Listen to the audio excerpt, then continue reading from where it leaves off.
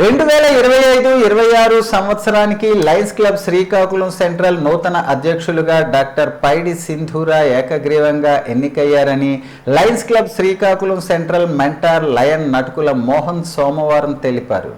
శ్రీకాకుళంలోని club కార్యాలయంలో ఆదివారం నూతన కార్యవర్గ ఎన్నిక జరిగిందని, ఎన్నికల పర్యవేక్షణాధికారిగా సీనియర్ సభ్యులు లయన్ బరాటం లక్ష్మణరావు నిర్వహించారన్నారు.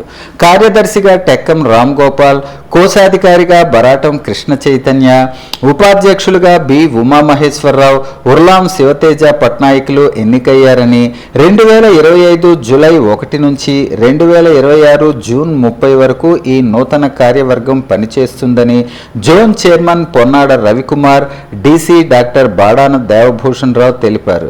ఈ సందర్భంగా లయన్ డాక్టర్ సింధూరా మాట్లాడుతూ, అంకిత భావంతో పనిచేసి క్లబ్కు మరింత పేరు తీసుకువస్తానని, నిర్విరామంగా సేవా కార్యక్రమాలతో పాటు యువతలో చైతన్యపరిచే కార్యక్రమాలు నిర్వహిస్తామన్నారు. ఈ కార్యక్రమంలో ప్రొఫెసర్ డి విష్ణుమూర్తి, సభ్యులు అందవరపు ప్రసాద్, నారా ఈశ్వర్రావు, ఈనాడు ఈశ్వర్, సిల్లా మణి, సీపాన రమేష్, పొడుగు చరణ్, అదపాక శాంతి తదితర సీనియర్ సభ్యులు పాల్గొన్నారు.